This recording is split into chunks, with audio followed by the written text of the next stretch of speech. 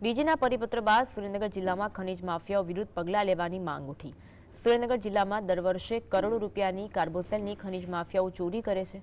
ગેરકાયદેસર ખાણમાં કેટલીક વખત મજૂરોના મોત પણ થઈ ચૂક્યા છે। ખનીજ ચોરી સાથે સંકળાયેલા માફિયાઓના નામની યાદી તૈયાર કરી કડક પગલાં ભરવાની માંગ ઉઠી। આ સાથે ખાણ ખનીજ વિભાગ દ્વારા જે માફિયાઓને દંડ ફટકારવામાં આવ્યો છે તેમની વિરુદ્ધ પગલાં લેવાની માંગ ઉઠી છે।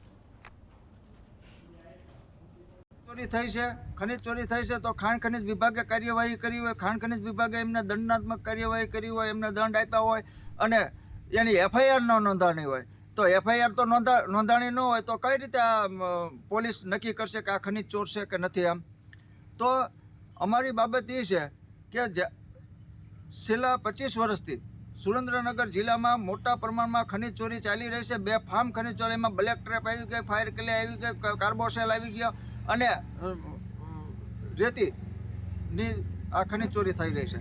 ત્યારે આ ખનીજ ચોરો સામે અત્યાર સુધીમાં એક પણ ખનીજ ચોરને પાસા નથી થયા, એક પણ ખનીજ ચોરને તડીપાર કરવામાં નથી આવ્યો।